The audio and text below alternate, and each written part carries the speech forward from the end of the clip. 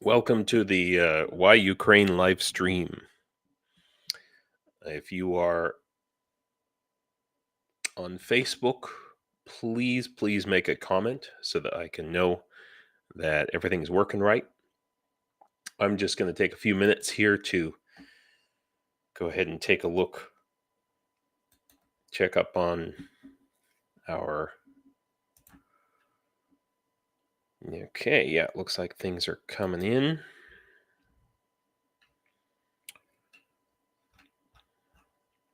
I'm going to change the thumbnail.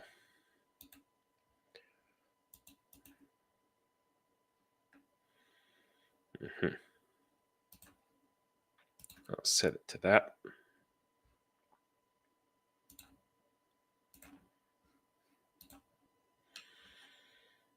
Great. And I'm going to check on Facebook and make sure things are looking good there. Half the time I can't tell what the hell's going on Facebook.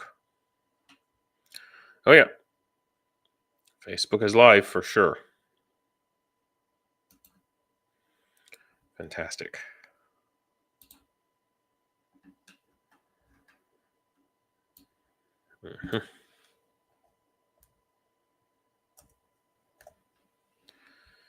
There we go. I know that I haven't streamed for a couple of days, so it's possible people, forgot I exist. Perfectly understandable. We have short-term memories in this web-based world. So, as you can see today, one of the things I want to talk about is I've been working on modifying the website, and it still looks like shit. I want to provide some sort of level of organization, because I've still got the way it was, which is down here, which is just sort of everything in a big, everything in a big mess. Mitch, thanks for coming. Tony, good to see you, man. So, everything was just kind of in this online store, just kind of flopping around. And so I'm trying to organize things. This is not what I ultimately want. I just don't have good enough CSS or web design skills to do exactly what I want. Ultimately, what I want is to have so I've got I've got 3 categories. I am going to have 4 categories of support. The first 2 categories are going to be different units within the International Legion. So, for example, I've got support the 4th Training Battalion. And then I've got support Alpha Company 1st Battalion. So I had a member of the 1st Battalion contact me and said, hey, this is, we have a list of stuff. This is what we need. And I have not put all those things on here. It was quite an extensive list. Very, very different from the list of things that the 4th Battalion needs. Pretty interesting. So I'm updating that. I'd really appreciate it, even if you're not in a position to, buy anything or, to make any purchases. I'd appreciate you looking at the website, looking around and messaging me to tell me, or leaving a comment on YouTube, whatever, and saying, hey James, this is a problem. I noticed this thing. Like, some people have been talking about PayPal doesn't work. And, those are all things I kind of I put them on a list, on a priority list, and we will go through and kind of check them off and figure them out. PayPal is going to take a little bit because I have other things I need to, get in order before I can definitively do PayPal. But so I'm going to have, oh, wow, Orsis, how are you, dude? How are you, man? Good to see you. Good to see you in the chat. So I was just talking about this website I'm working on. Irene, welcome. Thanks for coming in. Uh, so I'm going to have 4 categories here: 2 units, 4th Battalion and 1st Battalion, and then I'm going to have another section here, which is to support people in Ukraine, and I just have to add it, and that's where I'm going to have Tony, for example. Okay, but also individuals who we want to help. Like, for instance, last stream I was talking about Rebecca Masarowski, who needed the tourniquets. Someone in our group, I'm happy to say, someone in our group worked really hard, got in touch with her, and is putting her in touch with Greg Terry because he was delivering tourniquets. So I don't know if that means she'll get a bunch of tourniquets this time around, or maybe it'll be next time. But she kind of has the hookup.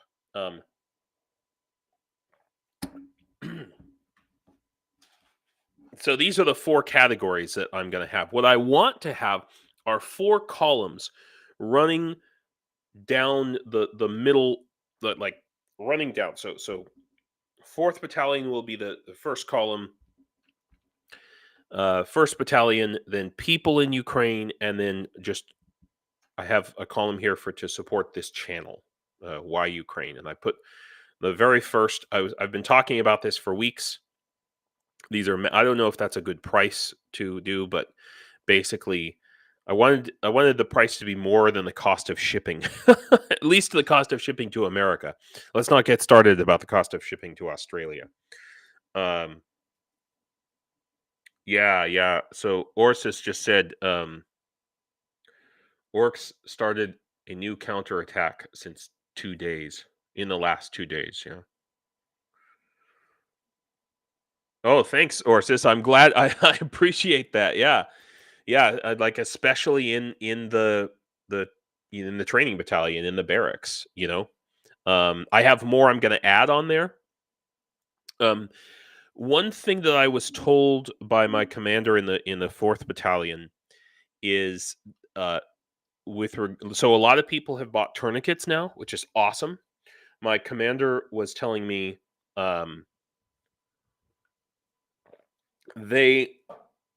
he said, don't bother sending tourniquets until you have 50. That's what he said, because they give them out in batches of 50 to the soldiers. It also tells me that they have a source for tourniquets, a regular source. So I got a list of stuff that, like, Alpha Company needs, and I have to check. I don't know if I saw tourniquets on that list. I mean, I put them up here. Anyway, the point is, I'd like your feedback about. Hey, Cheryl, thanks for joining. I'd like your feedback on this site. I need to update the descriptions to make things more clear. People are saying, like, where it says from $1, it's like, what? That doesn't make any sense. What are these prices here?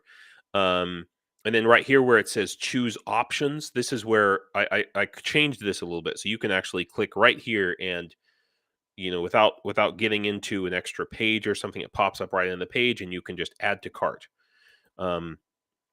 So that's something nice. Anyway, I just want to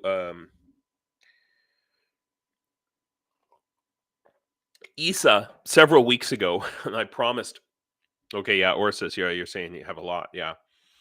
I know this thing. There's some units have plenty of uniforms and certain things that are, like, military related, that are coming in a lot.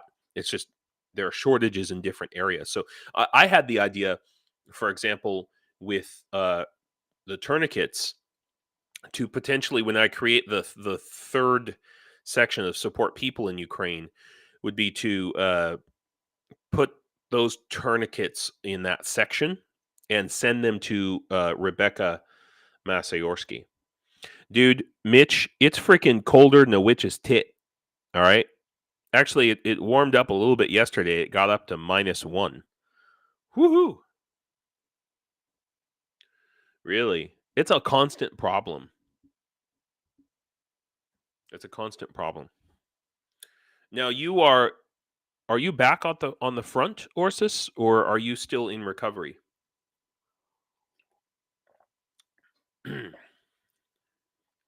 Okay. So that's what I want to talk about the website, and I just really appreciate your input and feedback. It's actually as important, maybe more important. I spent 2 freaking days working on this. It's as important, maybe more important than actually donating things right now, is getting this right, you know? And not only this the front part that you see, but the back end in terms of inventory tracking, SKU numbers, and I mean, just for example, I want to basically this section here where it says support why Ukraine. I basically I kind of went a little bit crazy. I have all of these freaking magnets here. I need to there we go. I have all of these freaking magnets, and basically I want to put them on the site. It's a way that you can support my channel. And I'm gonna sell them, I think, in the range of like between 10 and $20. 50% of the money I'm just gonna donate to the ZSU in general, and then 50% will go to support my channel and help me like maybe get a better camera or something, you know. Maybe or actually hire a video editor. Will probably be and an accountant, at least part time. Um, don't pour water on them. On the magnets or on my camera? Okay. So, but like I have to I didn't even think about this. You know, these things have to be shipped internationally from Ukraine.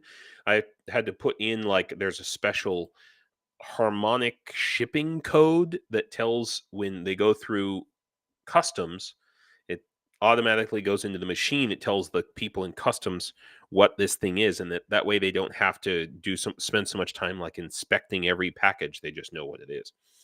So I guess it makes things faster. So like this is something that I'm working on here, as you can see. Okay, so let's now that we've got some people here. Oh, dude, yeah. Or says you were talking about that. See, that's freaking rocking. That's a really good idea. I will totally do that. That will go into the one of the sections, you know, on the site. Yeah, that works. That's perfect. So I want to have two sections for supporting units, one section for supporting just people in general, and then one section just support the channel if people want to do that. And the things that are in the support the channel will in general will be stuff that you can buy that will come from Ukraine that I will send to you. I'm starting with magnets because that's easy, but maybe other things. Some people we were talking about socks. You know, you can buy one pair of socks and one gets sent to the ZSU. It takes some time for me to get that worked out. I'm not a professional at this. I'm slow. So uh, unfortunately, as many of you know, once again, as I was doing my live stream last time, the missiles were coming in. I half expect it's going to be that way right now. You know, I'll click off my live stream and then pop up, and there, oh, new news article. 25 freaking toothpaste. Shit, I better write that down. You're right. You're right. I wasn't even thinking about that. That is something that we need in the training barracks. Fourth toothpaste. Okay, thank you, Orsis. Didn't even think about that. Oh. Orsis patches. I'll at least create even before you send me the patches, Orses, I'll create a. You lost your toothbrush. Or the worst is when you drop your toothbrush in an awful, awful place, and then you're like, "Oh man, do I want to put that in my mouth again?" you know?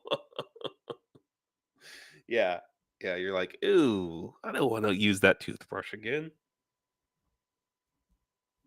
Okay, thank you very much for that. This is the kind of input that I need, really.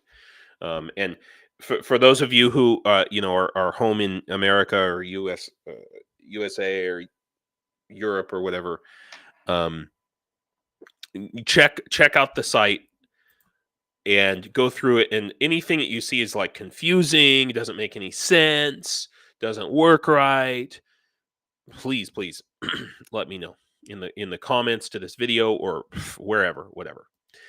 Anyway, so this is disconcerting. Um, here's what I find most disconcerting about it. And I knew these statistics a couple of days ago and I've forgotten, but they fight. They missed a lot of. I don't mean the Russians missed. They always miss. Yeah, dental kits. Yeah, you're right. Yeah, I mean, I don't think that Orsis has time to floss. I mean, maybe I don't know, but uh, yeah. Um, in my time in the Legion, I saw 2 dental kits that were given out, and nobody took the floss. Yeah, an intake package. Yes, exactly. Towels, deodorant. Oh fuck, dude, deodorant. Tony, deodorant. Yeah, deodorant is not so much of a thing here. In Europe, in general, like they're okay with smelling like a turd, basically. We Americans are very, very sensitive about body odor. Um, if you go to the deodorant section in America, it's like this big long section, and here in Ukraine or in Europe in general, it's like this little narrow section. You've got like maybe 3 different kinds of deodorant, and they don't. Or says, dude, what is deodorant? Yeah, yeah.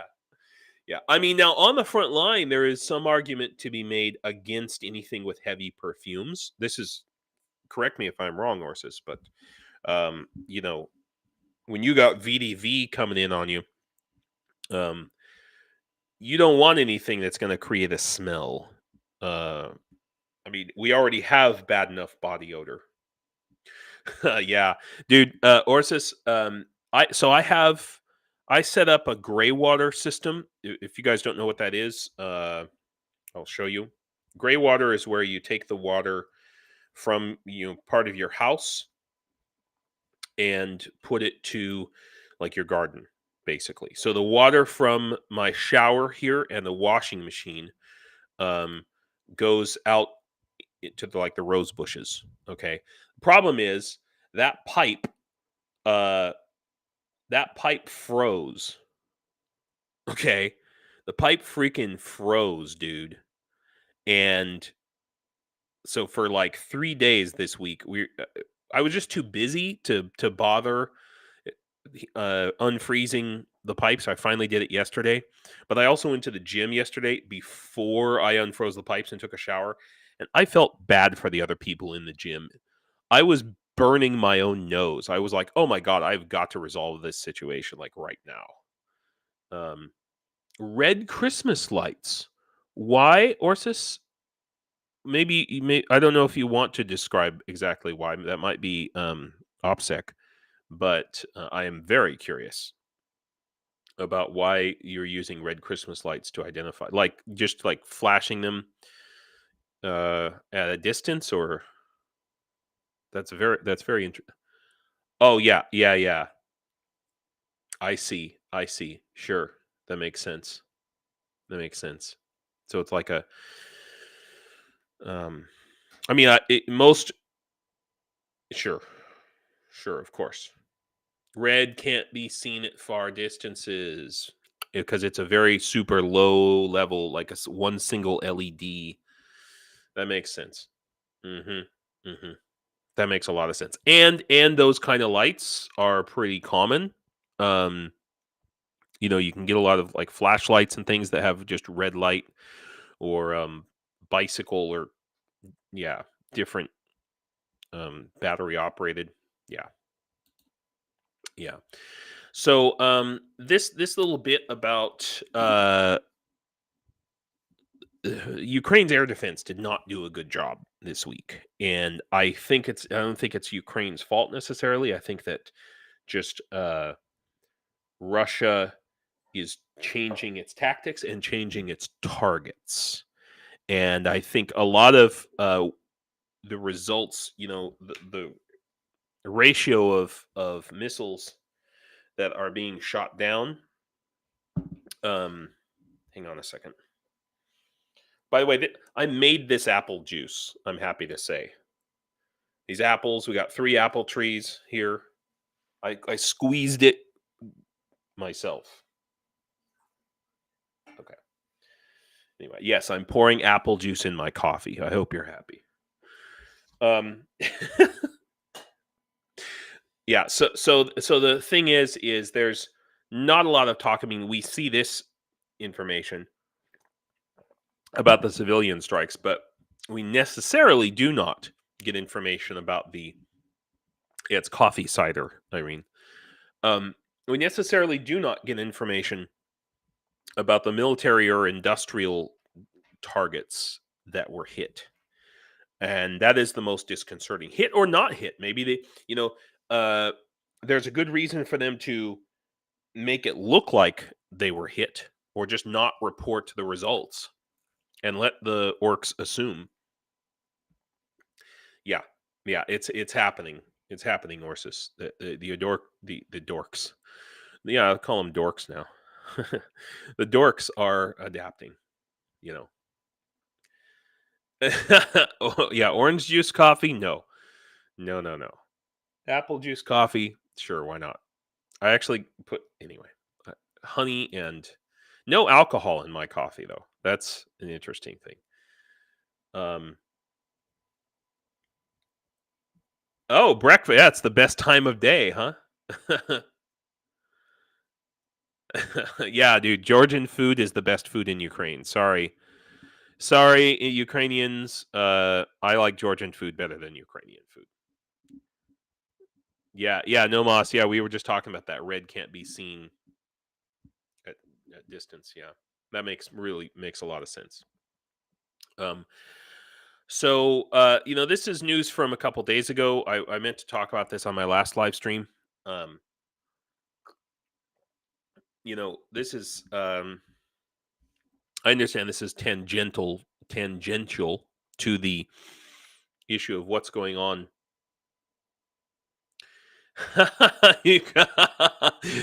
Fair enough, horses. Who was saying Ukrainian coffee is better than Turkish coffee?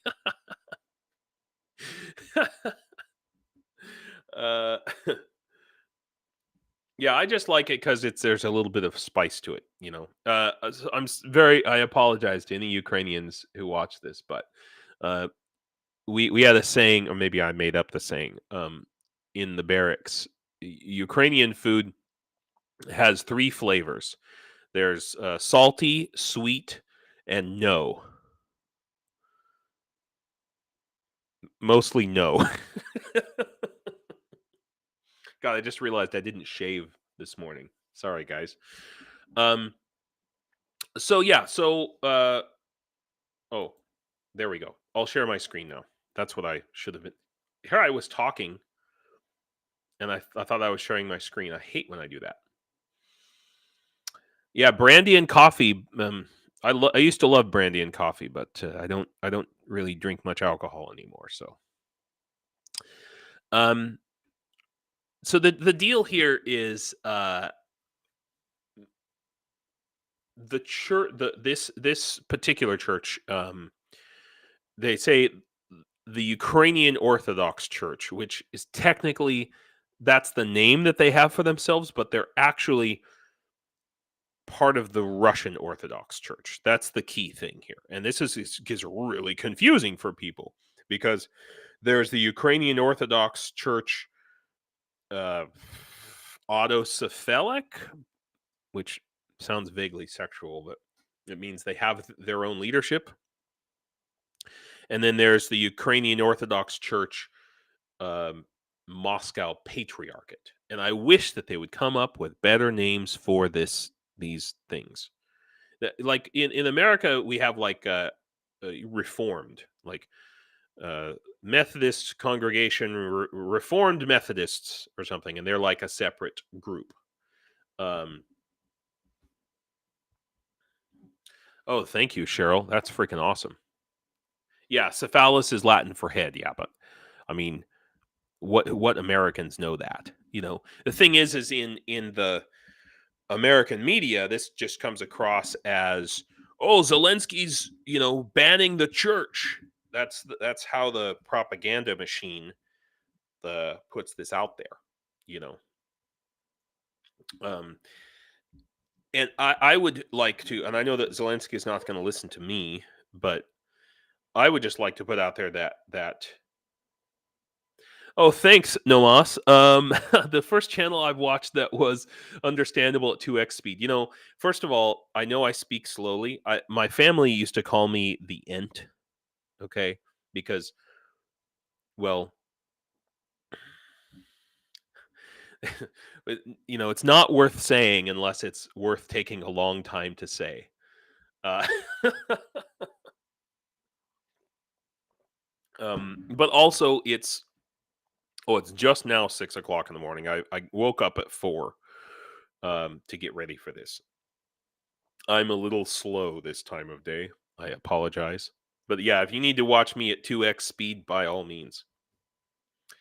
Um, that's awesome, Tony. 20 pairs of socks coming with you.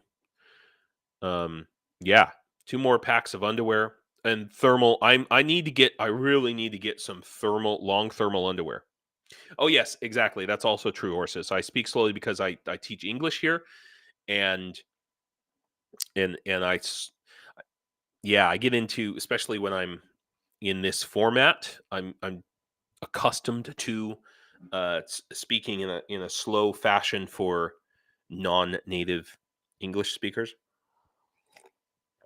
for English language learners. So this is not necessarily how I talk all the time, but I do naturally speak a little bit slower.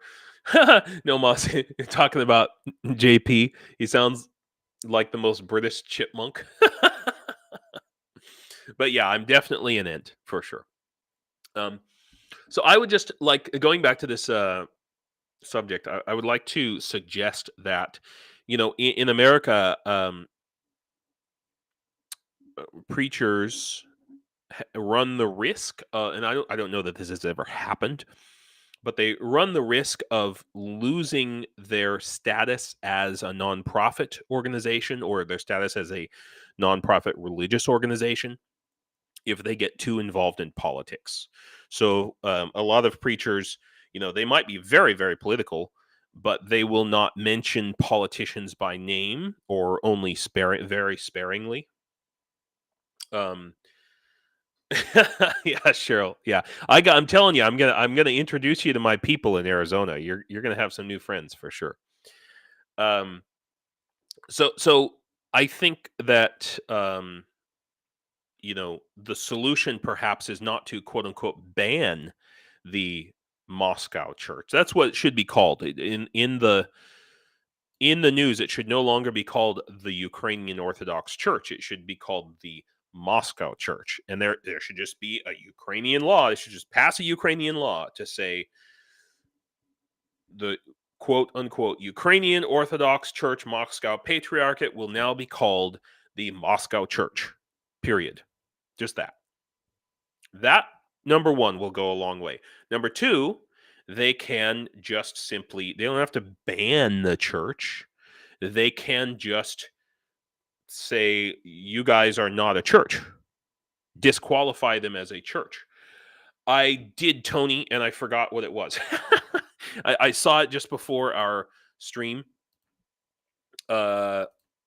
Yes, someone got in touch about wanting to join the Legion, and I get people coming to me who want to join the Legion all the time, and some of them I help, but it has to be a kind of a they gotta really be there's got to be a really good reason why they like. I just a lot of people are like, I want to join. They're from Africa or something, or they're just looking for money. But if they come to me and they're like, yeah, I've got all this specialties and blah blah blah, and I can be there tomorrow, that kind of thing, then I'm like, all right, yeah, this person is serious. But I have wasted a lot of time with guys messaging me saying, yeah, I'm gonna join the Legion, and like every 6 weeks they message me, you know, and they want to have a big like 2 hour, 4 hour discussion about it. Yeah, I know, Orsis.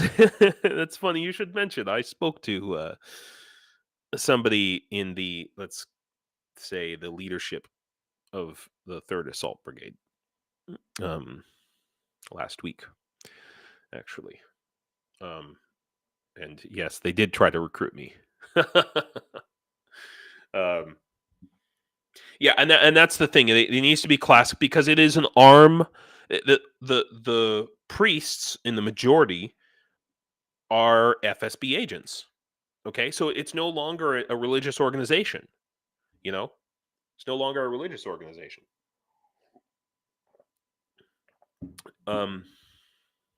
So that's what needs to be done there.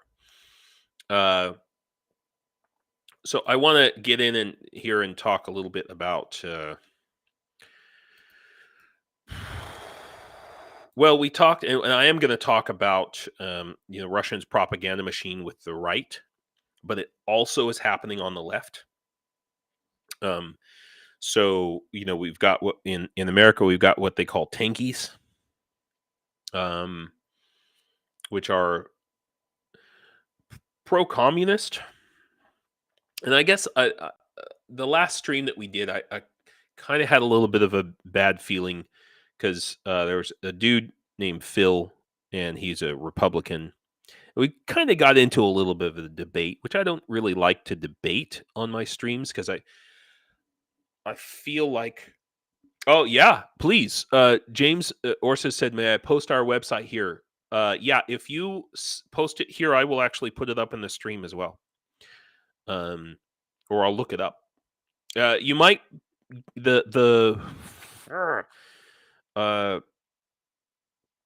YouTube might block it if it detects it as a website. Yeah, see, Democracy Now! And I used to listen to Democracy Now! All the time, Cheryl, and I have lost so much respect for Democracy Now! And that whole thing. It's just how can they not see the difference?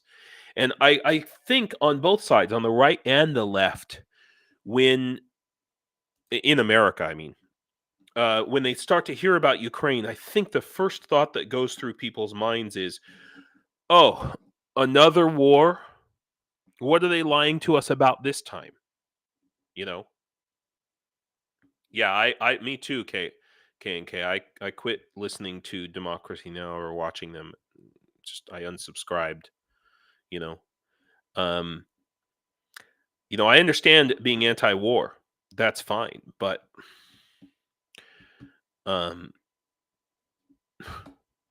this idea that, well, they just swallow the Russian propaganda. But part of the problem is that this whole situation starts with 2001 and then 2003, where the Bush administration lied about the reasons for war, convinced a bunch of people, Democrats and Republicans, and now people don't trust.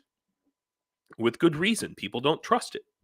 And so if they don't know anything about Ukraine or choose not to or whatever, or they don't understand the significance of it, they just say, oh, well, it's another pack of lies, another war based on lies. I'm sure everyone's lying. And that false equivalency, I see that same kind of false equivalency here in Ukraine with people who are very close to me who will say things like, "Oh, Ukraine and Russia are just the same. They're never going to change." Yeah, yeah, you have to fight back when somebody attacks you. Yeah, I mean, exactly, Paul. Okay, it's 3rd Assault Brigade, Ukraine.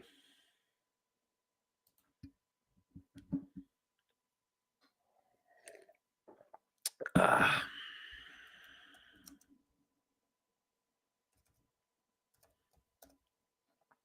Oh my God, James, where are you typing right now?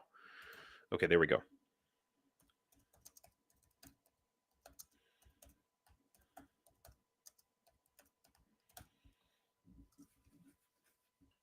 Now, okay, explain this to me, Orsis, because there's the 3rd Separate Assault Brigade, and then there's the 3rd Assault Brigade. I'm okay. I'm confused about. Is this the right? Is this? Wow! What a crazy picture, dude. Is this the right one? Am I right?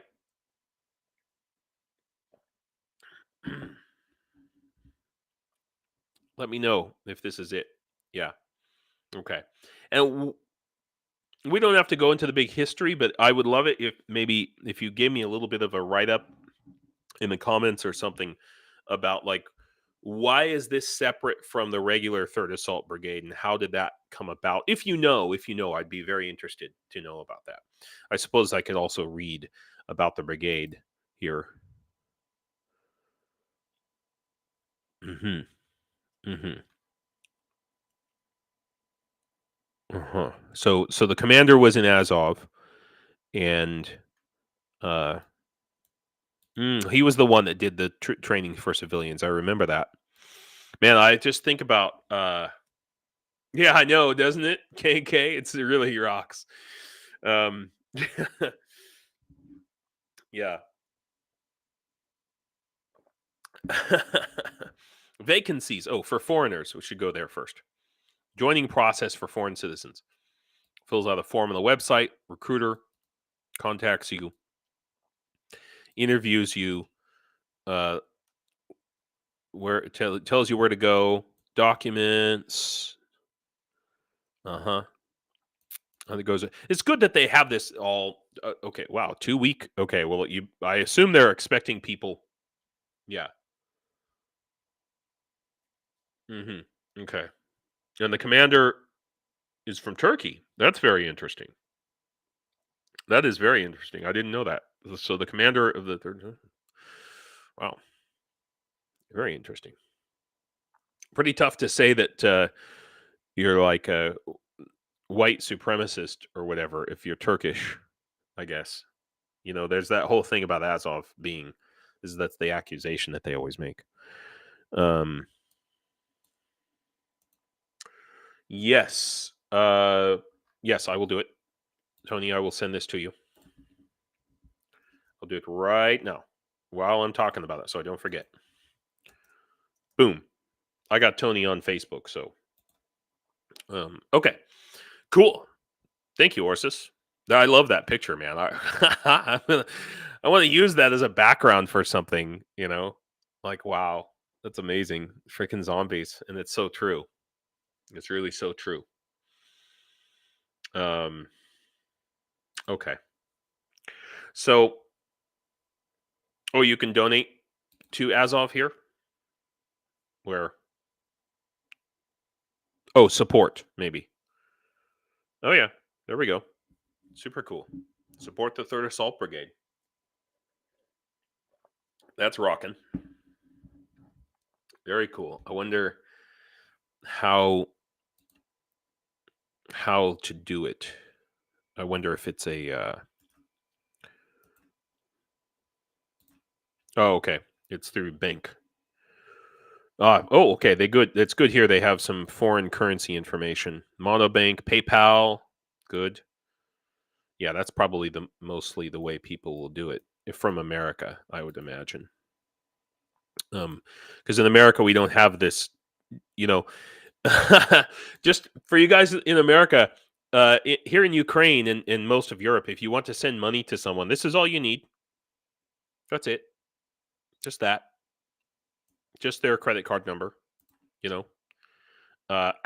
Okay. Wait a minute. I'm going too far down the rabbit hole. That's cool. That's really cool. Yeah. Yeah. Totally. I grok Orsis. It's very, very appropriate and evocative of the general situation. Yeah. So thank you for that.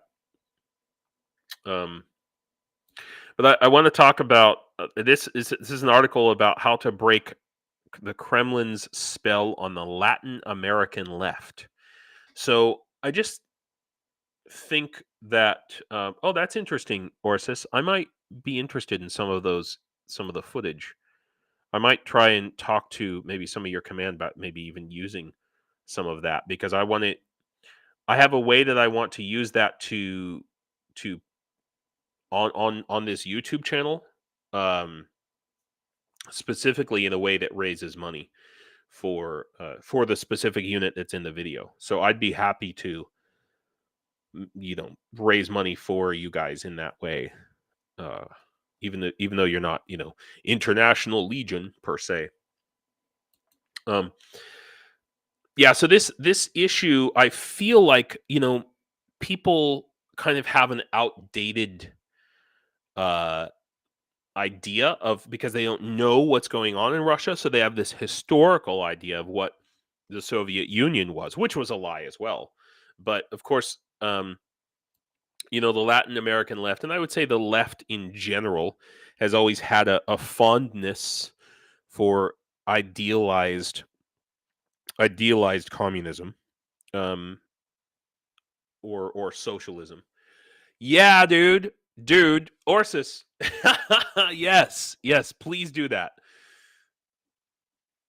Yeah, all of that, man. Oh my god, dude, that would be freaking awesome. And what I want to do. Okay, I know I'm getting off topic. I'm trying to talk about one thing, and I'm talking to Orsis too, guys. I'm sorry.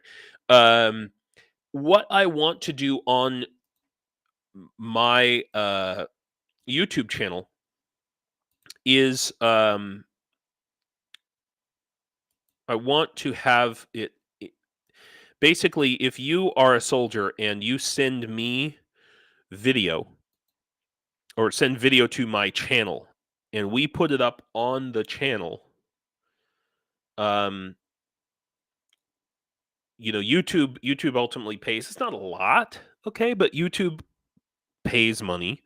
I think my YouTube channel made $4 in advertising revenue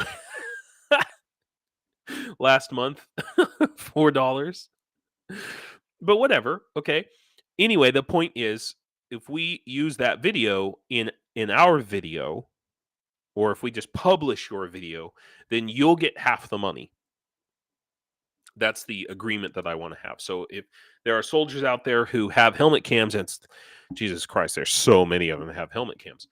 Woohoo, $4, but who knows? It could blow up, might turn into a big thing. And if it does, then you get half the money. That's the idea, anyway. So yeah. Thank you for that. Yeah. So this, it's very interesting. There's just this mythology that has been, that's still being held on to, and it's very interesting because the right simultaneously has this sort of fondness for Russia, but it has to do with the post-Soviet times when Russia embraced religion really hard, and their embrace of quote unquote traditional values. So it's very interesting. It's like they're playing both sides. They're working both sides. And this article goes into how to break the Kremlin spell, on the with with the left in particular. And I don't know, Cheryl. I'm curious. Those of you who, oh, Herb, thanks for coming, man. Um, and this is definitely related to things like Democracy Now. Who have taken this kind of stance of, I guess, being, at best being sort of in the middle of the road, or or straight up being anti-Ukraine. So it's very interesting. They refer to this as the crisis of the political imagination of the Latin American left. And that is the main thing. We're talking about people, both on the right and the left, who they see Russia from afar, and all they know is what Russia has put out over the last 30, 40 years during their lifetime. And we're not fighting against, how do I say this? We're not fighting against immediate information. We're fighting against the collective information of a lifetime of propaganda. And people compare a lifetime of what they know about Russia with this most recent report that they're hearing now about, Russia killing babies and stealing children and everything else. And they're like, that doesn't sound like the Russia I know. I'm going to stick with the reality I'm comfortable in. And so it's a crisis of imagination, because they have to imagine. I just wonder, what could we do to get Elon Musk to physically come to Ukraine and see the destruction and horrible shit? What could we do to make that happen? And that's what needs to happen, is and they'll be like, no, I don't need to see, I don't want to come. These guys, and yeah, Tony, you and Orsis need to have a little chat. Orsis, please send your contact information to me, or get in touch with me somehow, so that or somehow you guys get in touch with each other. But we need to make plans.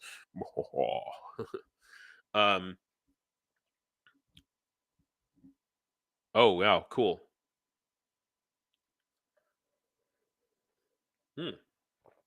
That's a good idea, Orsis. That's a good idea. Yeah. Yeah.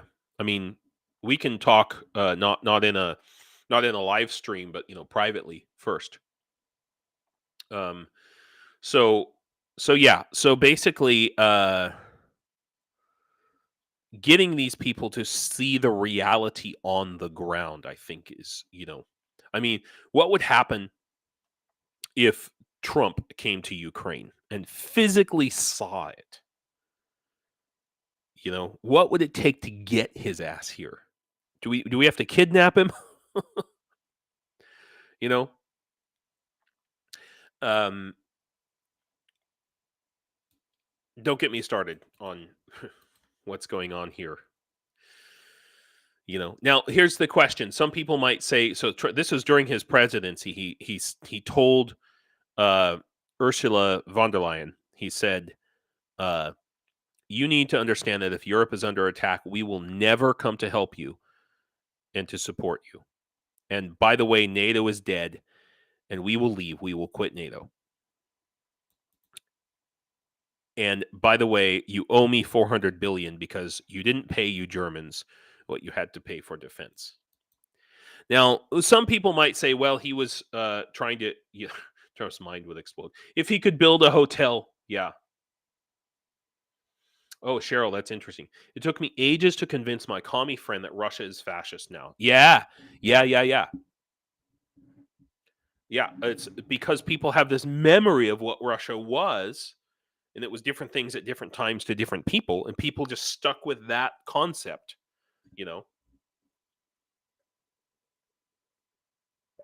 And even this Ukrainian person who's very close to me, who just said, "Oh yeah, Russia and Ukraine are the same, and they'll never change." I'm like, you think Russia and Ukraine are the same? not true, you know. Um,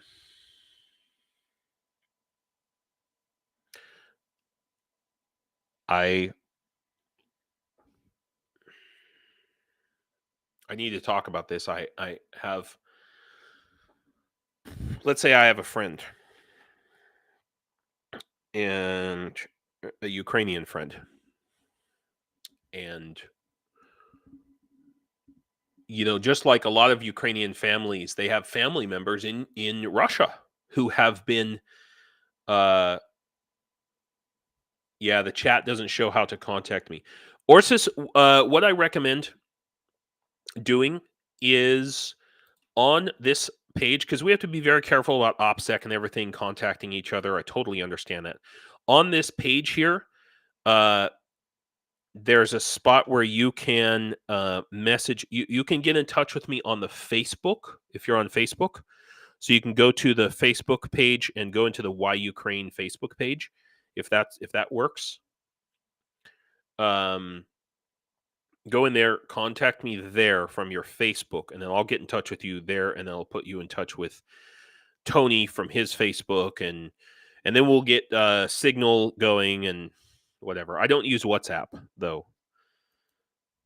I just oh, ha, okay, okay, maybe an email then. You shoot, we're gonna figure this out. I swear to God. Uh huh. Okay.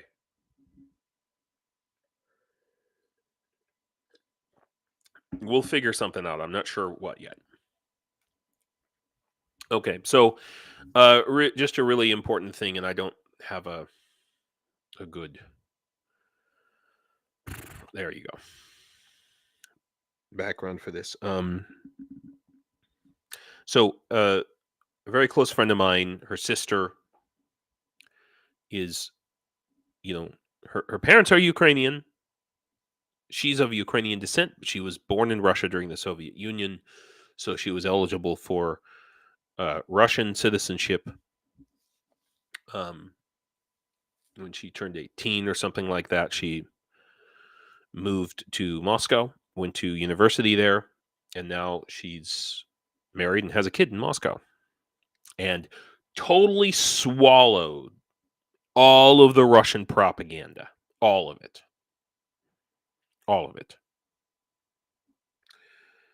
Now, of course, cracks have started to appear. But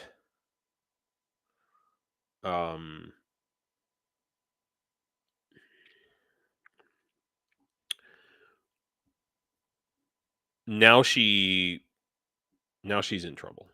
And I wish I could help. I just wish I could help, because her husband is started beating her. So husband is an alcoholic, violent alcoholic, like so many Russian men are. And she needs to get out. She needs to take her son and get the hell out of Russia, because her husband is not just a regular, not just your average everyday violent, abusive alcoholic. He's retired federal police. So there's literally nothing she can do. And as you can imagine, her family in Ukraine, even though,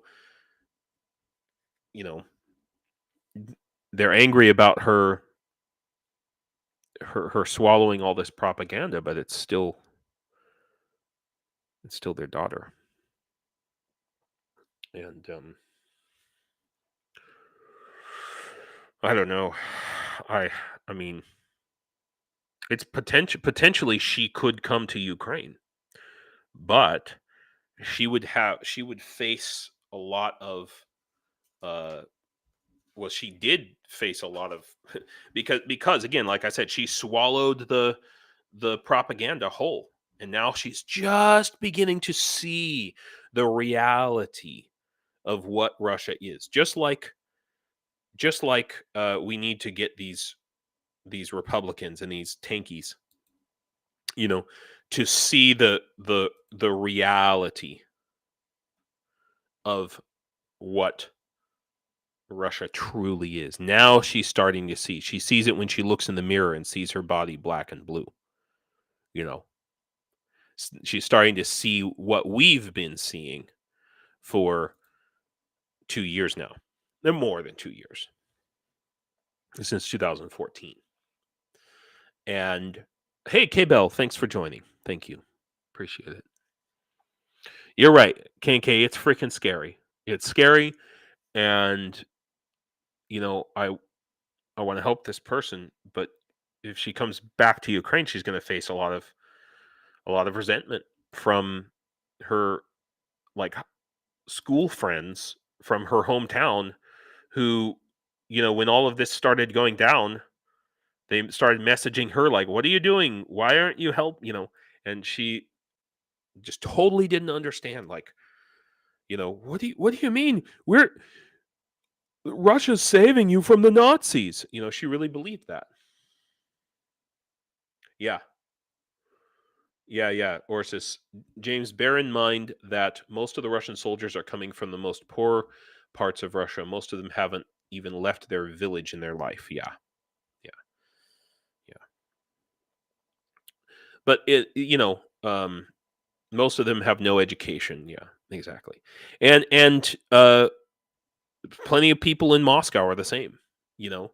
I mean, there's plenty of people in America who just go to work every day and they do their job, and they vaguely hear about politics, and they pretty much just turn it off as soon as they hear about it.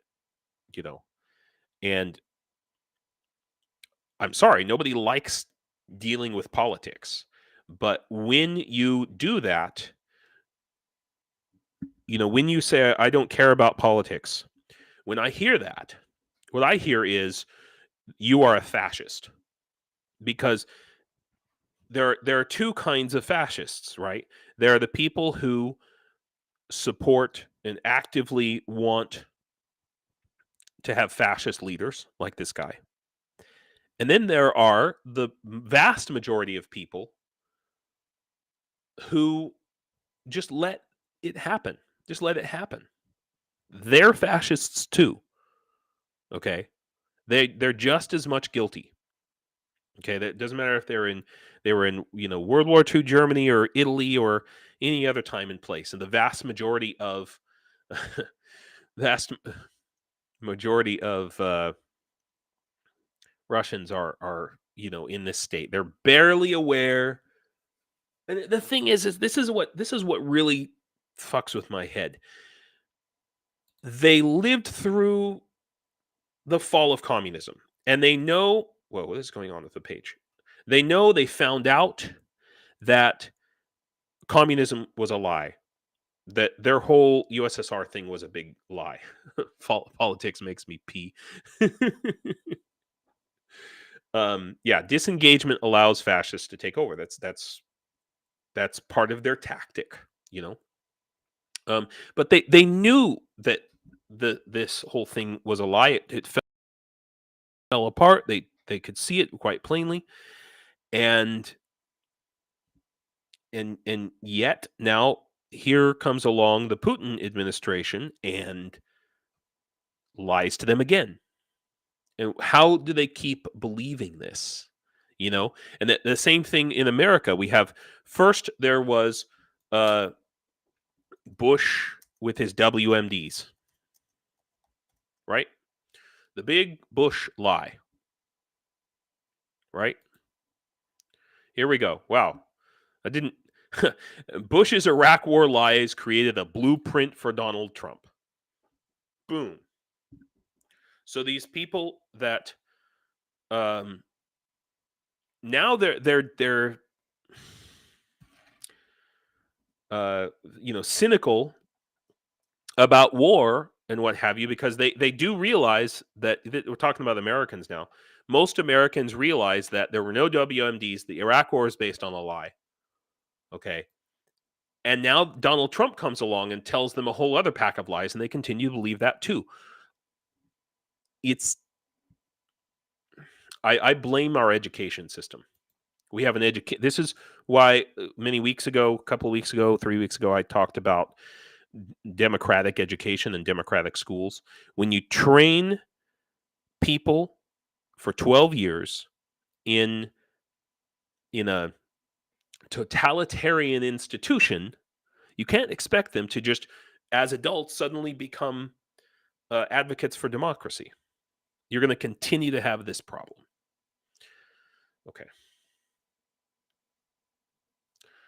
I think in the USA, the political illiteracy began with Watergate. I don't know. I think maybe. I think Watergate opened a lot of people's eyes. Opened a lot of people's eyes that, hey, there's crap happening. Crap's going on. So this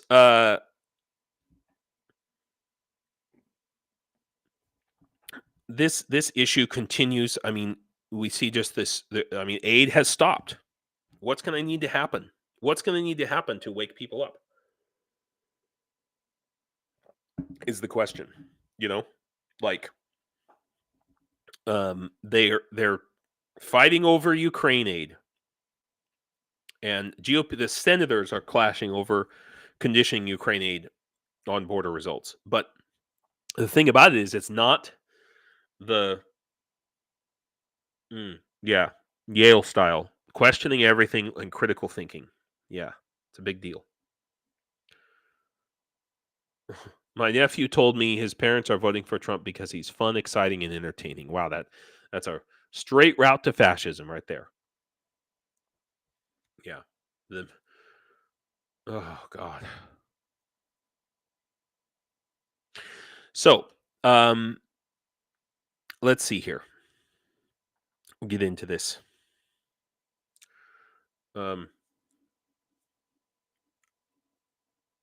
Really, it doesn't allow you to write line. I have never used this software line. I will check it out, though, Orsis. I will check it out. I will download it for sure. Yeah, because we use like Signal. Yeah, it's probably an app, Tony. Just go on the App Store or the Play Store if you have a Google phone or the Android phone. Yeah, Google Play, type line. Okay, it's a green icon. Well, okay, so there's people who question everything, but have no understanding of what of scientific deduction or reasoning or logic. Okay, so people who question everything but have no education, no real education. Wow, Orsis. Okay, that's important. I did not know about this. This is good information. Yeah. So yeah. So this we're continuing to deal with this. I'm just this is from a couple days ago, but just look at Zelensky's face. Just look at Zelensky's face. He's got this look on his face like, oh my God, go through this again. I mean, just look at him, man. Oh, God. Oh. Yeah, Paul, exactly. You need to have basic knowledge of logic and the scientific method. Okay? That's the BFD here. Education. It's a crisis of education, and it takes generations. Anyway, poor Zelensky. Poor guy. Thank you for providing technical support, Orsis, in our chat. So this is really disconcerting. And, just in the same way that Cheryl, like you're calling senators, we need to be speaking with we need to be kind of organizing a campaign. This is something, Isa, who is not in our chat today, I think it's just a bad time for them.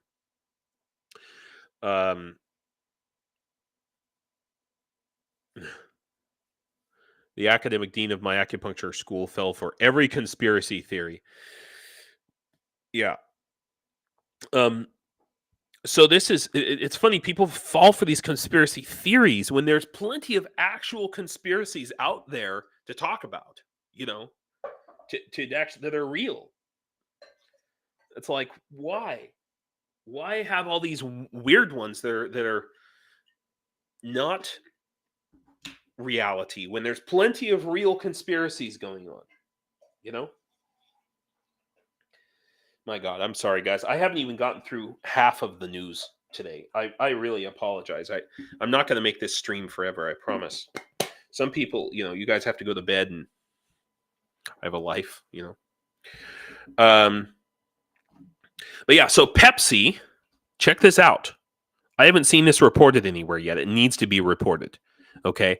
So PepsiCo in their so when looking for a new advertising PR agency in Ukraine, Pepsi made it a condition for a potential partner to exclude any mention of the war or support for Ukraine. So in other words, Pepsi wants to hire an advertising agency in Ukraine,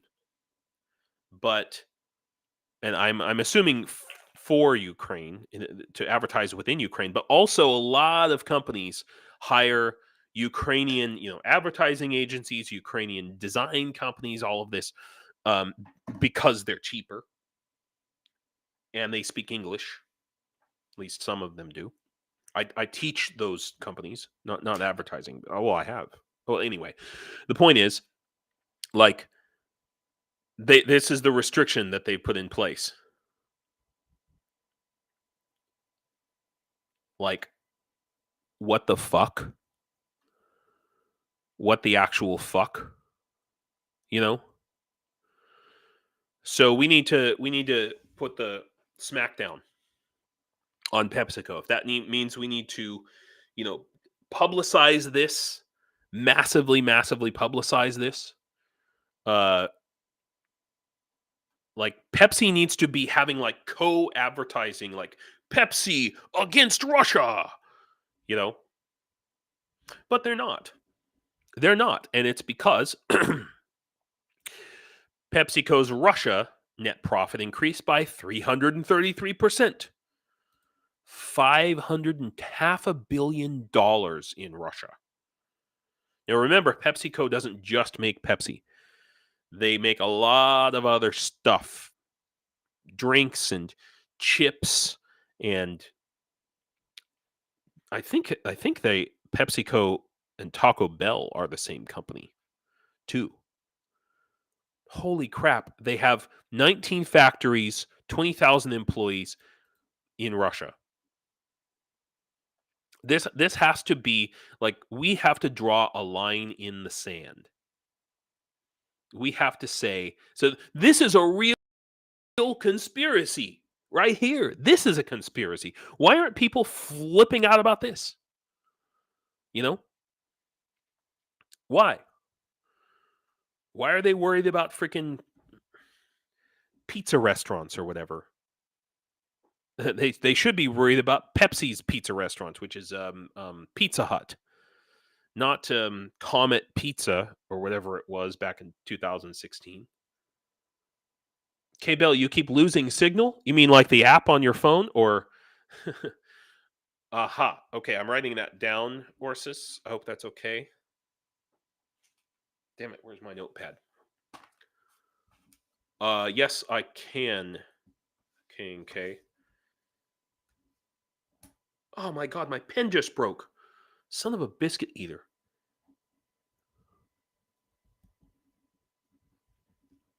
Okay. I will message you, Orsis. Thank you. And yeah, I will post this link to our chat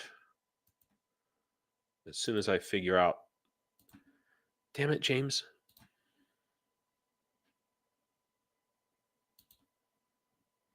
Oh yeah, there we go.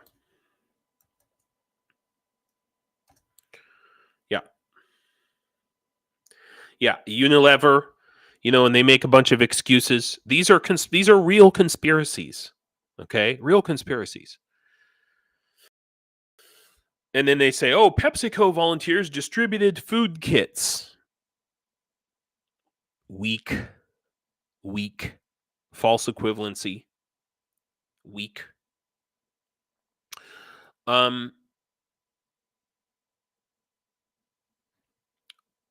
Okay.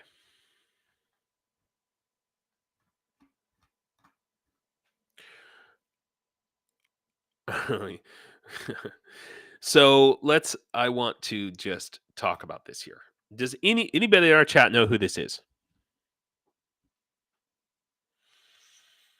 Nikolai Gogol.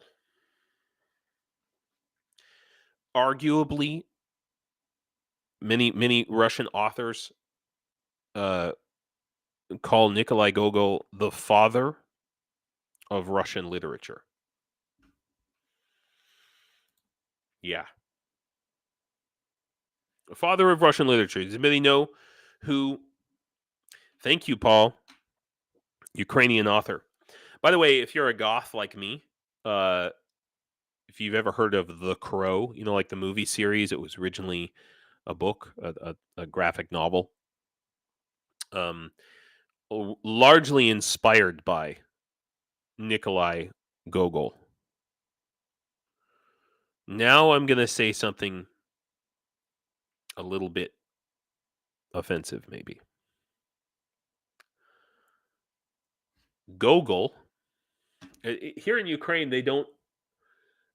I get mixed up which accent has it, if it's more of an Eastern or a Russian accent, or if it's a Western accent. They don't pronounce the G as G all the time. Instead, they pronounce it as H. Ho-ho. Ho-ho is like the N-word in English. It's yeah, Cheryl, yeah. Now I'm don't count me as an expert on Gogol. I read Dead Souls, and that's it. It was a long time ago. But huge inspiration on Dostoevsky. That whole sort of gothic suspense horror. On the website here, that Franz Kafka, Flannery O'Connor, you can really see that. And he's held, there's statues of him all over. Yeah, back of the throat G. Well, traveling around Europe, I found out that a lot of European countries, the G is pronounced like, I think we're one of the few languages that actually pronounces the G as a G sound. Like in the Netherlands and in Denmark, it's more like a and I'm sorry, I can't make the sound. But yeah, like the Netherlands, the Dutch G sounds like you have a really bad cold, and the same with the Danes. The Swedes, as I recall, and particularly in going back thousands of years, potentially the G was pronounced as a Y sound, and here in Ukraine, it's often pronounced as a H. And they do make a distinction between the regular H sound and the GH sound. Yeah, I can't tell the difference. But then there's also cities like Kharkiv, which some Americans call Kharkiv. But it's like I'm clearing my throat. It's like a Yiddish H, I guess. Anyway, so he was a descendant from Cossacks. Okay, Hohol is an old Cossack, or Gogol is an old Cossack name. So how can they worship this guy in Russia?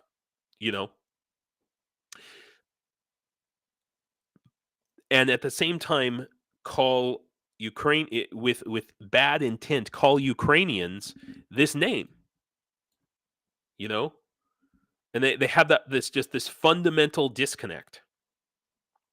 So this is a very interesting article, and I think we all kind of know about this, but the Russian soldiers' inscription in Ukraine show it's not just Putin's war. It's a large majority of the Russian people. And Orsis made a good point that these too much vodka will let you do anything. Apparently, beating your wife is one of those things.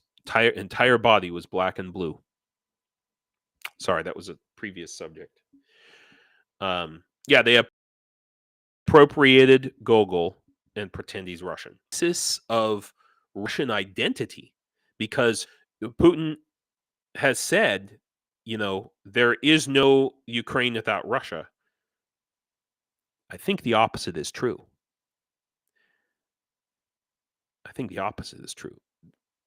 There is no Russia without Ukraine. It's kind of like, imagine if America tried to take over England, for example. And, well, okay, I'm sure there are some English people who feel like we are. Yeah. Everything Muscovite is stolen. Well, yeah, because their entire culture was built on thievery. In other words, they were a nothing little, village in the swamp until the Mongols came and appointed them as the head thieves to steal from all of the, or collect tribute to deliver to the Mongols. So they went around basically doing the Mongols' job for them. And this is how the cycle of generational abuse continues on. And, so we just see this over and over and over. And the question is, slaves. It's slaves continuing to they want to make more slaves. It's a cycle of abuse, and it has to be stopped here and now. So anyway, here's a good article for you to read as well. I'll link it. Yeah. I just came across, and I don't like to show Russian propaganda on my site, obviously, on my, but you probably have read that Romania, I think I talked about it last time, Romania is preparing to occupy the territory of Ukraine. Did you guys know that? Yeah. That's what Russian propaganda is saying. Yeah, Pravda, by the way, means truth in Russian, if you didn't know. So this is what Russian propaganda is saying. Now, what's happening is Romania is building a road to connect, actually more than one road. They're building new border crossings because of this whole problem with the Polish border stopping traffic, with the Russian-sponsored Polish truckers and Slovakian truckers. Yeah, I'm pretty sure. Yeah, you probably spelled it wrong, Tony. That'd be my guess. Does or says, does it have to be all caps, or does capitalization matter? Okay, sorry. Yeah. So hey, yeah, it takes a little more gas, a little more diesel, but these truckers can come down through Romania and enter. And the problem is they have to drive. So if you take a look here, it's much more efficient to go through Poland. We can take a look at the satellite version. It's much more efficient to go through Poland coming through the rest of Europe because you don't have real mountains in this area right here. This is a nice little gap, okay? Pretty indefensible gap, by the way. in terms of armies. And here we have the Carpathian Mountains, which are not really super high mountains. The maximum height, I believe, is like 2,000 meters. So what is that, like 7,000 feet, something like that? So Romania is expanding these roads and border crossings because, hey, if we can get truckers to drive down through our border crossings, cross into Ukraine at our borders, then we're gonna make some money on that. Money talks, you know, and I think ultimately, when in this article here, which I just touched on, the title of the article is "How Ukraine Can Help Itself," and what they talk about is the fact that money talks. Okay, there might be all of this identity politics and things, you know, going on here in America, and all of this, propaganda that's taking place. But ultimately, money talks, and there's a lot of money to be made in Ukraine. It's sad to say that we have to go that way, um, but there we are. Okay. But at the same time, Russian propaganda is saying, "Oh, well, why are they building these roads? Because they're going to take over Ukraine." But that's how they see the world. That they see the world in this way. That's their entire mentality, their whole thing, you know? And there are people in America who also think in those terms. Oh, I got to get that orange guy out of my mind. I'm sorry. Let's move on.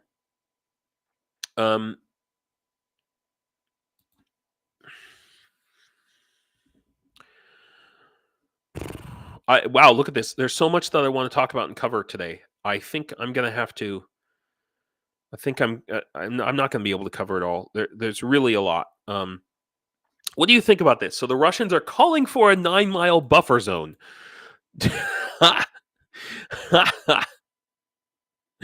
They're calling for a 9-mile buffer zone along the northern border. So if you want to know, that's in the Belgorod region up here.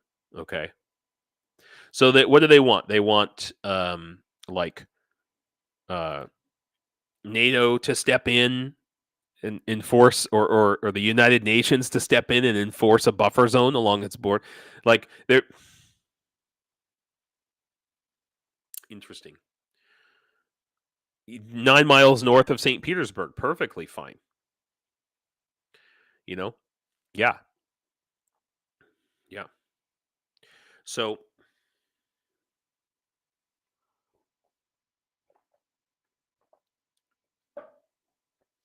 it's interesting. We're hearing a lot about the potential for this large scale Russian offensive in Kharkiv, and yet they also want to create a buffer zone.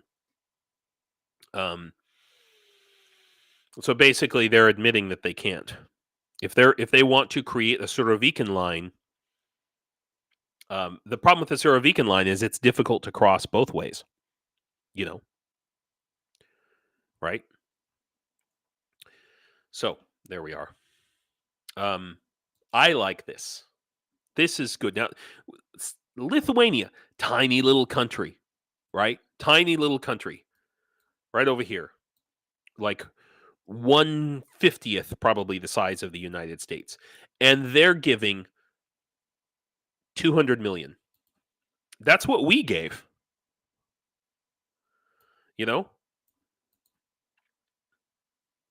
In terms of armor and stuff. And this is I think this is a big deal, okay? So rather than wait around for NATO, Ukraine is very smartly and, out of necessity, creating bilateral security guarantees, creating bilateral agreements with a bunch of different countries. This is a big deal. This is really important. And for the Baltics, it makes sense because they're the next on the line here. They know it, and Russia has said it many times that as soon as they're done with Ukraine, or even before, the Baltics are going to get attacked. Now, in what form that's going to come, it's going to be interesting because Russia knows they can't stand up to NATO, so they're going to want to do something that is divisive in some way. They're doing everything they can to divide up NATO and the EU in the same way that they're trying to drive a wedge in American politics the same way, and Latin America and all of those places. But this is good. They're not succeeding, okay, completely, because the people of Europe and the people of America, despite what the politicians are saying, the people of these countries are not. You can't so easily target. The Poles know. They know their history, and we know that the American people, by and large, support Ukraine. Although there's some questions about it that may be waning. There's massive propaganda campaign going on the part of, Fucker Carlson, people like that, and the MAGA, the whole and Drumpf and the whole MAGA thing, and that's all wrapped up. But I think that it might really backfire because reality is going to step in here, and the more, I will add you after the stream, Orsis, and if I can't do it, if there's a trouble, I'll put it in the comments and we'll work it out. So the thing is these lies that Russia says can only go so far. And the more you, so Isa, who's not in our chat right now, but they came in on the Discord, which I know I haven't been paying attention to the Discord enough. Isn't that interesting? Up from 65% in December to 80% in January, pro Ukraine support. It's very interesting how that, I think it's, some of that's got to be statistical error and just the way you phrase a question directly affects how people are going to answer it, But regardless, the reality. So in other words, Russia can put all the propaganda that they want, but the reality of what they're doing in the war is slipping through, is gonna get through. And the more you send out, you share information, not necessarily this I understand if you don't want to share with people this live stream, because you have to be pretty into Ukraine to enjoy my live stream. Let's face it. I'm not the best marketing guy. I was a very successful sales guy, but not marketing necessarily. So that we just have to remember that the truth will set us free. Mm-hmm. Oh, Roman's coming on Rick the Ukrainian. That's good. Yeah, I know. He's okay. We're all just holding on for the F-16s. And now we see it was supposed to be first quarter of 2024, and now it's second quarter. And that's coming from Denmark. What about all the other F-16s? What's holding this up? This is I believe that this is going to be the big game changer. Getting the F-16s and integrated with air defense, getting control of the skies is going to be the big changer that's going to allow the NATO style. It's fucked up. KK. You're exactly right. We're pushing it back again. And then what's going to happen? We're going to come up on spring and they're going to say, "Oh, it's going to be next year. It'll be 2025." Like they're just prolonging the war. And I know that there are countries that are waiting. They're saying, "Well, we're not going to give F-16s until somebody else does." It's so stupid. Why? Why? It makes me so angry. Yeah, yeah, okay. Yes, they are being upgraded. Okay. But why not give the upgraded ones now and then backfill? Get those things into Ukraine like yesterday, you know? Okay. But Ukraine's not waiting around. That's the thing, right? So Ukraine's like, well, fuck you. I'm not waiting around. We're gonna fight. We're gonna. Oh, hey, Flo. Oh, thanks for coming. How's Albuquerque doing? um. Yeah. Yeah, Ukraine needs to do this. I have to tell you,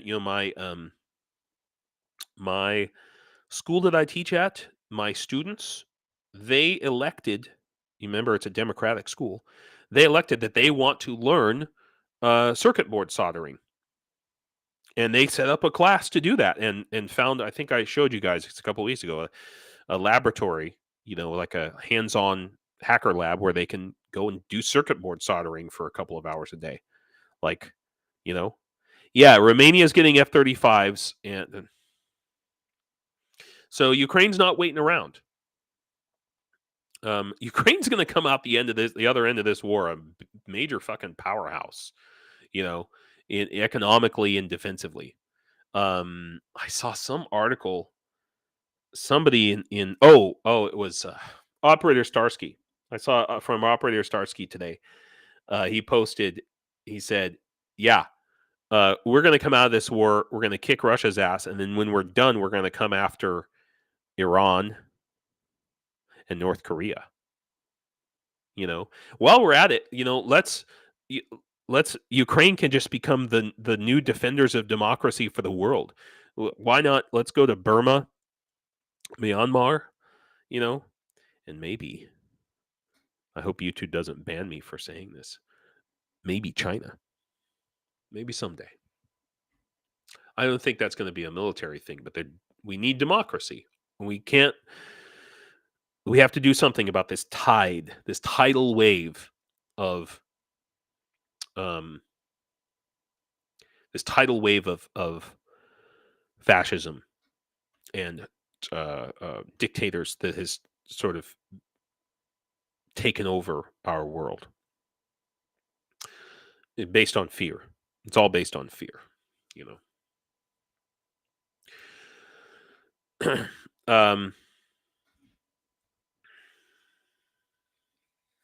So this is flip side, right?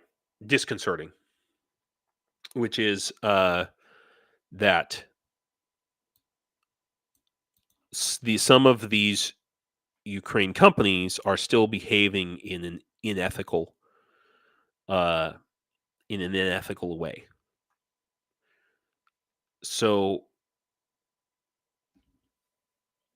it's just a fight. It's a problem. The fight against corruption.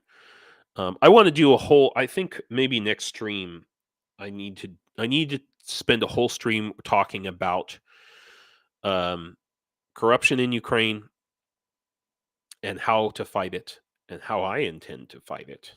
Which I'm not really sure how, but I'm going to. We can talk about that.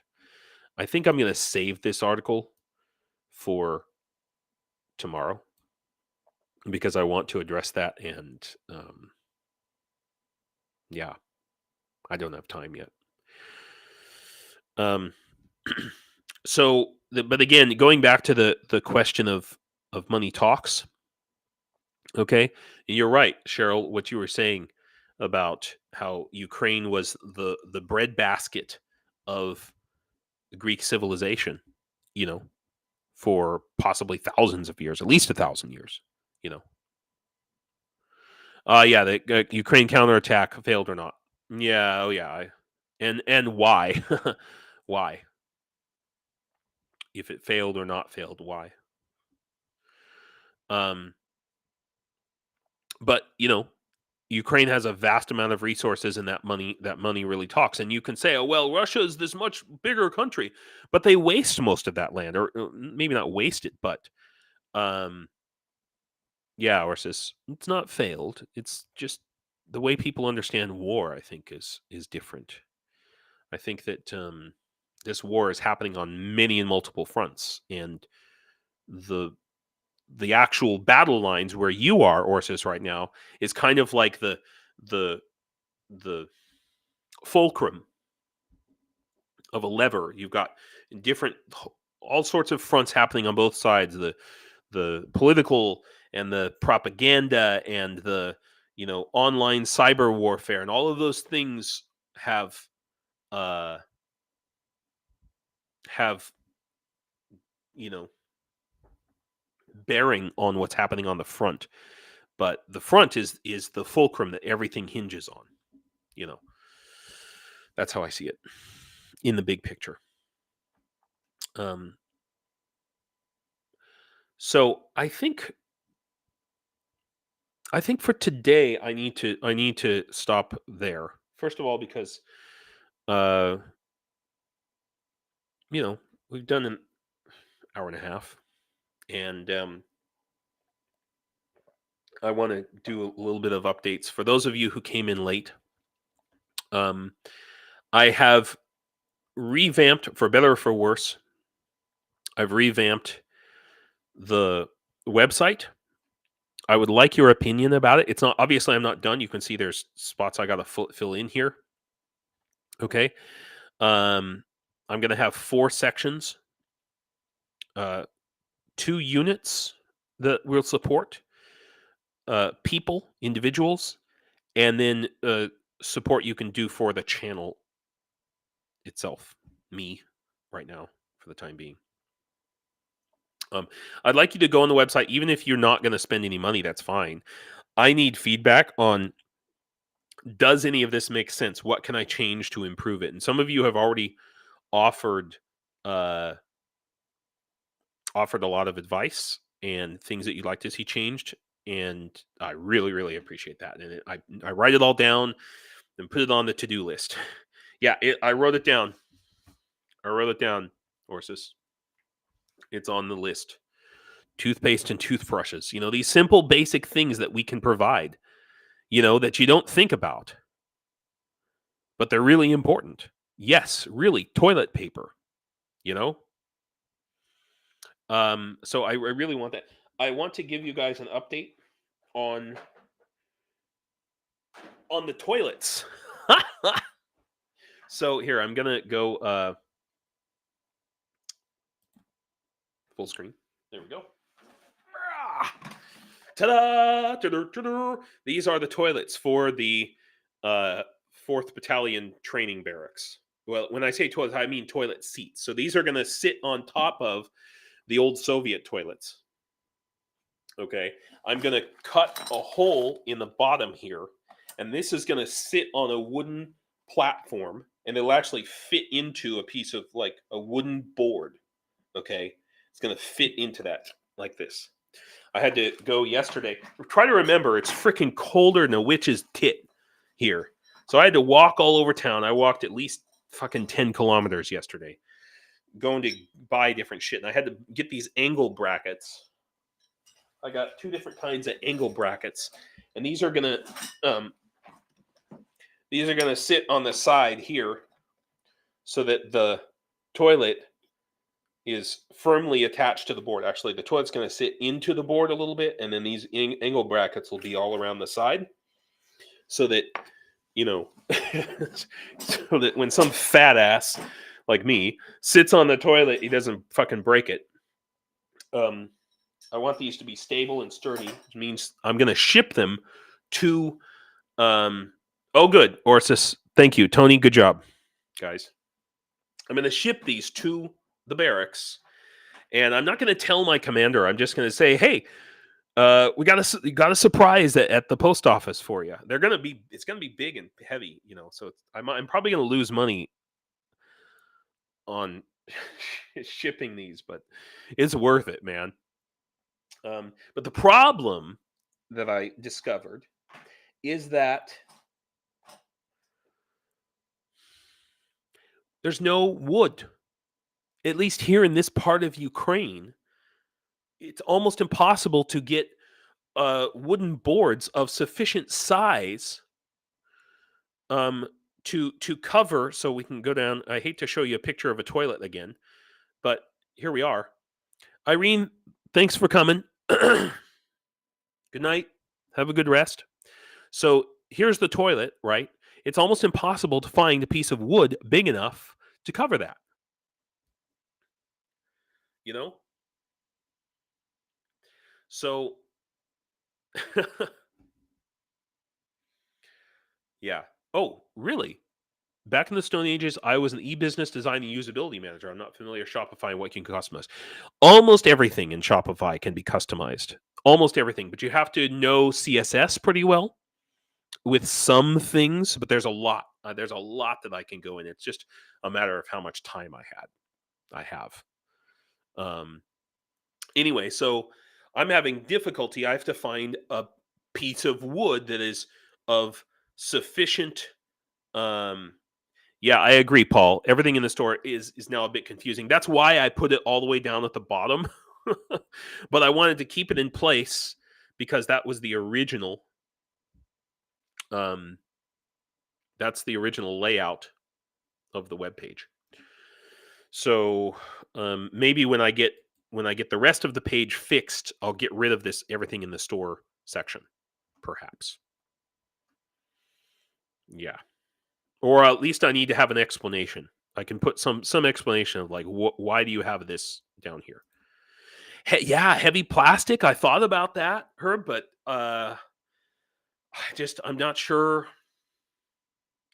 So anyway, so I might have to take these. So this weekend I'm going back to Zakarpattia, which is in the Carpathians, and I'm pretty sure in the Carpathians everything's made of wood in the Carpathians, which is very unlike the rest of Ukraine. I'm pretty sure that I'm going to be able to find sufficiently sized piece of wood when I go back to Zakarpattia or Transcarpathia. I thought about making it as a kit to send her, but I do not want to do that. And let me explain why. No offense, Orsis, but my experience with infantry guys is they're not always the smartest dudes.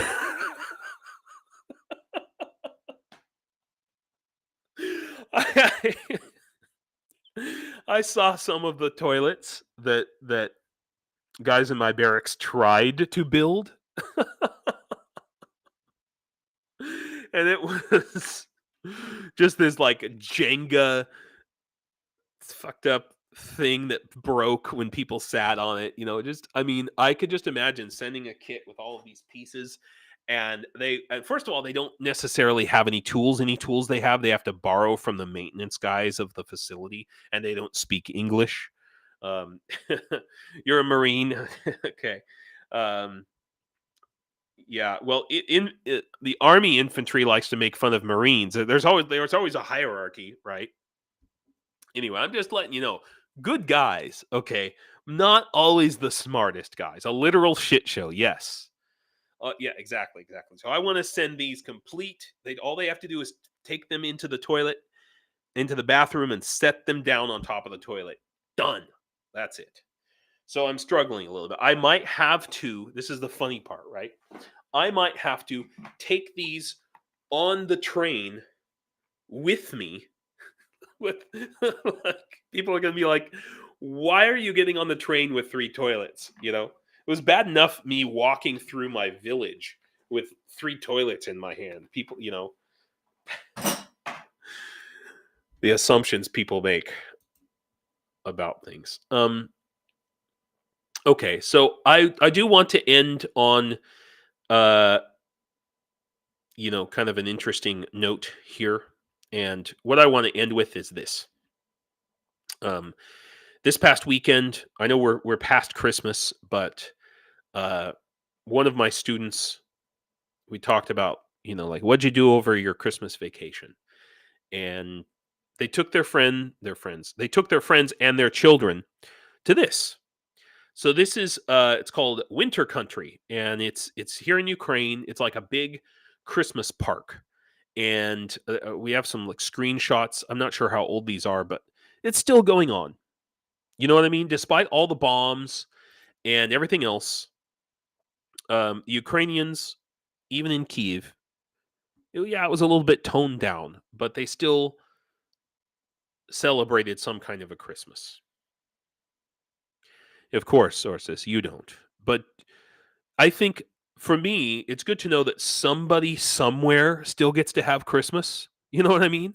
And at the same time, if if you look across here, it says obviously this site is intended for Ukrainians mostly, but it says do not look away from the war. Just because this is happening, just because you're having Christmas, we never forget it's still going on. Paul asked, is the everything in the shop intended as a general shop to support the International Legion? Yes, that is exactly correct.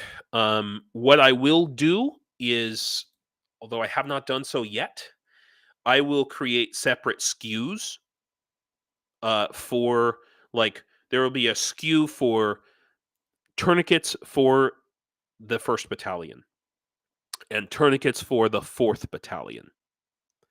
Right now, they have the same SKU for these two sections, but I will have them as separate SKUs so that if you want to buy tourniquets for the 4th Battalion, they'll go to the 4th Battalion. Right now, they're all going into one pot, and since both the 4th Battalion and the 1st Battalion, neither of them put